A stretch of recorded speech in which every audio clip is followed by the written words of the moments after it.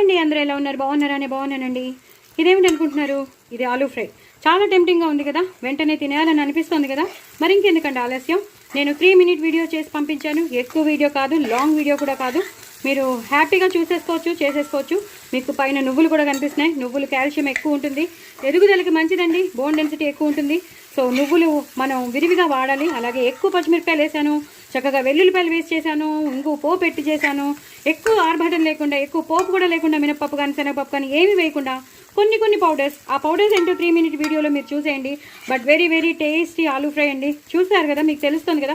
ఇది సైడ్ డిష్గా పనికొస్తుంది, రసంలోకి పనికొస్తుంది, పప్పుకి సైడ్ డిష్గా పనికొస్తుంది, లేదా సాంబార్కి సైడ్ డిష్గా పనికొస్తుంది. మొత్తానికి మాత్రం వెరీ వెరీ టేస్టీ అండి. పిల్లలైతే చాలా ఇంట్రెస్టింగ్గా తింటారు.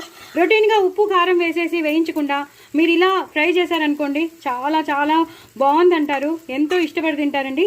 నేను అందుకే చెప్తున్నాను, ఒక్కసారి 3 మినిట్ వీడియో చూస్తే మాత్రం మీకు అంత ప్రొసీజర్ అంతా తెలిసిపోతుంది, ఏమేం పౌడర్స్ వేసానో.